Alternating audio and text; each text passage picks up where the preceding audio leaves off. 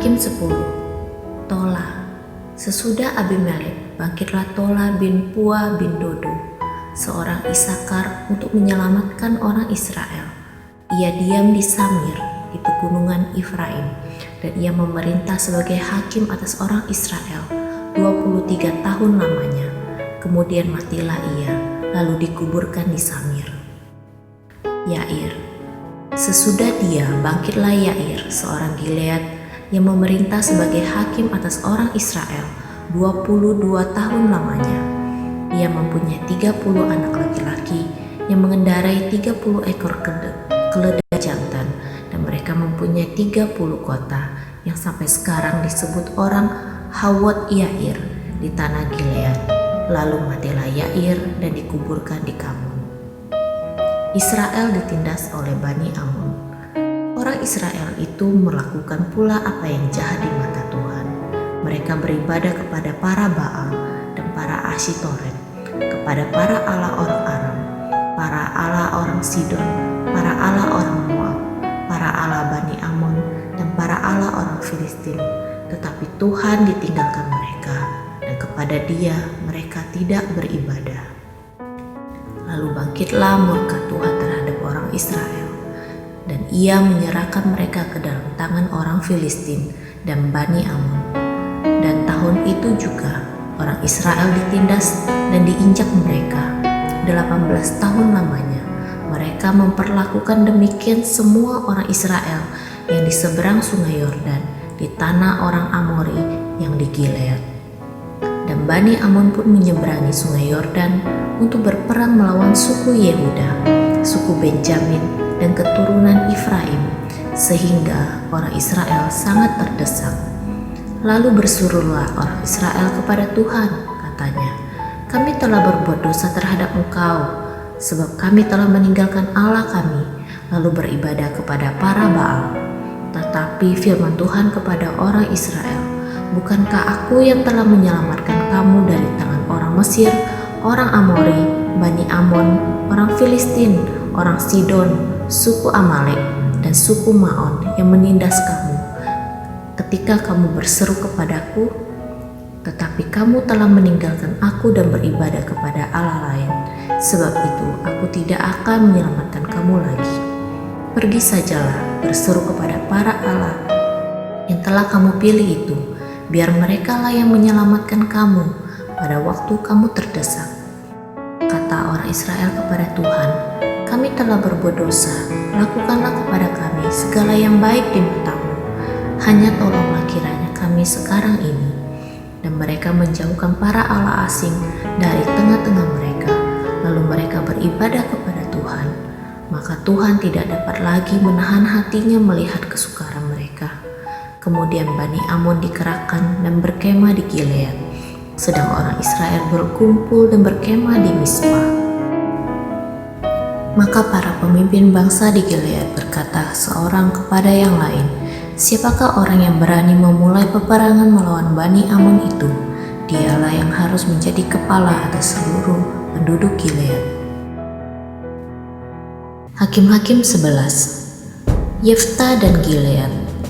Adapun Yefta, orang Gilead itu, adalah seorang pahlawan yang gagah perkasa, tetapi ia anak seorang perempuan sundal. Ayah Yefta ialah Gilead. Juga istri Gilead melahirkan anak-anak lelaki baginya. Setelah besar anak-anak istrinya ini, maka mereka mengusir Yefta. Katanya kepadanya, "Engkau tidak mendapat milik pusaka dalam keluarga kami, sebab engkau anak dari perempuan lain." Maka larilah Yefta dari saudara-saudaranya itu dan diam di tanah Tob. Di sana berkumpullah kepadanya petualang yang pergi merampok bersama-sama dengan dia. Beberapa waktu kemudian, Bani Amon berperang melawan orang Israel, dan ketika Bani Amon itu berperang melawan orang Israel, pergilah para tua-tua Gilead menjemput Yefta dari tanah Tob. Kata mereka kepada Yefta, "Mari jadilah panglima kami, dan biarlah kami berperang melawan Bani Amon." Tetapi kata Yefta kepada para tua-tua Gilead itu, "Bukankah kamu sendiri membenci aku mengusir aku dari keluargaku? Mengapa kamu datang kepadaku pada waktu kamu terdesak?" Kemudian berkatalah para tua-tua Gilead kepada Yeftah, "Memang kami datang kembali sekarang kepadamu. Ikutilah kami dan berperanglah melawan Bani Amon. Maka engkau akan menjadi kepala atas kami, atas seluruh penduduk Gilead."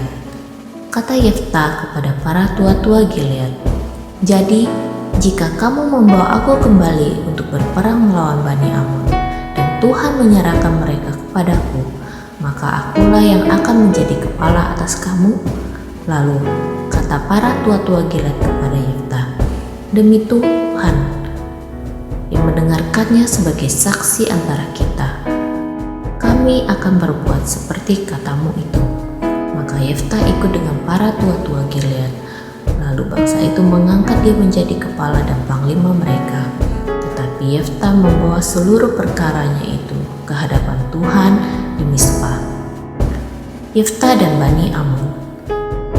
Kemudian Yeftah mengirim utusan kepada Raja Bani Amon dengan pesan, "Apakah urusanmu dengan aku, sehingga engkau mendatangi aku untuk memerangi negeriku?" Jawab Raja Bani Amon kepada utusan Yeftah, "Orang Israel ketika berjalan keluar dari Mesir telah merampas tanahku dari sungai Arnon sampai ke sungai Yabok dan sampai ke sungai Yordan. Maka sekarang kembalikanlah semuanya itu dengan jalan damai." Lalu Yeftah mengirim pula utusan kepada Raja Bani Amon dengan pesan, "Beginilah kata Yeftah, orang Israel tidak merampas tanah orang Moab atau tanah Bani Amon, sebab ketika berjalan keluar dari Mesir, orang Israel melalui padang gurun sampai ke tanah Tiberau dan tiba di Kades. Ketika itu orang Israel mengirim utusan kepada Raja negeri Edom dengan permintaan, "Izinkanlah kiranya kami berjalan melalui negerimu ini." Tetapi Raja negeri Edom tidak mau mendengar. Mereka mengirim juga utusan kepada Raja negeri Moab, tetapi raja ini menolak. Maka orang Israel tinggal di Kades. Kemudian mereka berjalan melalui padang gurun, menempuh jalan keliling tanah Edom dan tanah Moab, lalu sampai ke sebelah timur tanah Moab. Maka berkemahlah mereka di seberang sungai Arnon dengan tidak masuk daerah Moab, sebab sungai Arnon itulah batas daerah Moab. Lalu Raja Israel mengirim utusan kepada Sihon, raja orang Amori, raja di Hesibon, dan orang Israel meminta kepadanya, "Izinkanlah kiranya kami berjalan melalui negerimu ini sampai ke tempat yang kami tuju." Tetapi Sihon tidak percaya kepada orang Israel yang hendak berjalan melalui daerahnya itu. Maka dikumpulkannyalah seluruh rakyatnya. Ia berkemah di Yahas, lalu berperang melawan orang Israel.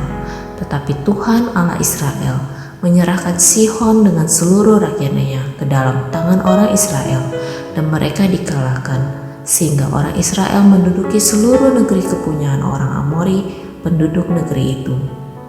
Demikianlah dimiliki orang Israel seluruh daerah orang Amori itu, dari sungai Arnon sampai ke sungai Yabok, dan dari padang gurun sampai ke sungai Yordan. Maka sekarang Tuhan Allah Israel telah merebut milik orang Amori bagi Israel umatnya. Apakah engkau hendak memiliki pula tanah mereka itu? Bukankah engkau akan memiliki apa yang diberi oleh Kamos Allahmu? Demikianlah kami memiliki segala yang direbut bagi kami oleh Tuhan Allah kami. Lagi pula, apakah engkau lebih baik dari Balak bin Zipor, raja Moab? Pernahkah ia menuntut hak kepada orang Israel, atau pernahkah ia berperang melawan mereka? Ketika orang Israel diam di Hesibon dengan segala anak kotanya, di Arur dengan segala anak kotanya, dan di segala kota sepanjang kedua tepi sungai Arnon selama 300 tahun, mengapa pada waktu itu mereka tidak melepaskan kota-kota itu? Jadi aku tidak bersalah terhadap engkau, tetapi engkau berbuat jahat terhadap aku dengan berperang melawan aku. Tuhan hakim itu, dialah yang menjadi hakim pada hari ini antara orang Israel dan Bani Amon. Tetapi Raja Bani Amon tidak mendengarkan akan perkataan yang disampaikan kepadanya oleh utusan-utusan Yefta. Najar Yefta. Lalu roh Tuhan menghinggapi Yefta. Ia berjalan melalui daerah Gilead dan daerah Manasye, kemudian melalui Mispa di Gilead, dan dari Mispa di Gilead ia berjalan terus ke daerah Bani Amon. Lalu bernazarlah Yefta kepada Tuhan, katanya, "Jika engkau sungguh-sungguh menyerahkan Bani Amon itu ke dalam tanganku, maka aku yang keluar dari pintu rumahku untuk menemui aku. Pada waktu aku kembali dengan selamat dari Bani Amon, itu akan menjadi kepunyaan Tuhan, dan aku akan mempersembahkannya sebagai korban bakaran." Kemudian Yefta berjalan terus untuk berperang melawan Bani Amon, dan Tuhan menyerahkan mereka ke dalam tangannya. Ia menimbulkan kekalahan yang amat besar di antara mereka, mulai dari Arur sampai dekat Minit, 20 kota banyaknya, dan sampai di Abel Keramim, sehingga Bani Amon itu ditundukkan di depan orang Israel. Ketika Yefta pulang ke Mispa ke rumahnya, tampaklah anaknya perempuan keluar menyongsong dia dengan memukul rebana serta menari-nari. Dialah anaknya yang tunggal. Selain dari dia, tidak ada anaknya laki-laki atau perempuan. Demi dilihatnya dia, dikoyakkannyalah bajunya sambil berkata, "Ah, anakku, engkau membuat hatiku hancur luluh, dan engkaulah yang mencelakakan aku. Aku telah membuka mulutku bernazar kepada Tuhan, dan tidak dapat aku mundur." Tetapi jawabnya kepadanya, "Bapa, jika engkau telah membuka mulutmu bernazar kepada Tuhan, maka perbuatlah kepadaku sesuai dengan nazar yang kau ucapkan itu, karena Tuhan telah mengadakan bagimu pembalasan terhadap musuhmu, yakni Bani Amon itu." Lagi katanya kepada ayahnya, "Hanya izinkanlah aku melakukan hal ini. Berilah keluasan kepadaku 2 bulan lamanya, supaya aku pergi mengembara ke pegunungan dan menangisi kegadisanku bersama-sama dengan teman-temanku." Jawab Yefta, "Pergilah." Dan ia membiarkan dia pergi 2 bulan lamanya. Maka pergilah gadis itu bersama-sama dengan teman-temannya menangisi kegadisannya di pegunungan.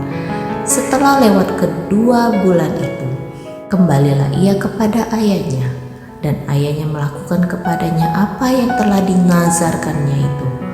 Jadi gadis itu tidak pernah kenal laki-laki, dan telah menjadi adat di Israel bahwa dari tahun ke tahun anak-anak perempuan orang Israel selama 4 hari setahun meratapi anak perempuan Yefta orang Gilead itu.